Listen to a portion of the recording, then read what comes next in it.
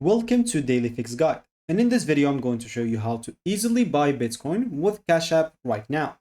So just go and open your Cash App application, and you'd like to go to the Crypto tab or the Bitcoin tab. Of course, for me, this application is just a mimication of Cash App, so I'm not going to buy real Bitcoin, but for you, it should be very easy.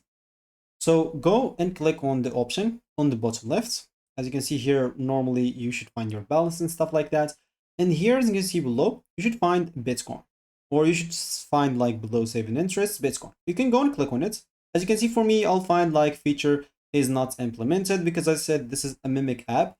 So I'll not be able to buy with real stuff with it. So I'm using it just to show you an example how to do it, because for me it's not available yet in my country, so I'll not be able to use Cash App. But it's pretty easy. You can just go and find Bitcoin right there. You can just go and click on that, and you'll be able, of course, to buy how many or as many as you want of Bitcoin. You can just go and click on Bitcoin as example, and you'll see options like 10, 20, 15. You can enter even a custom amount that you want to buy.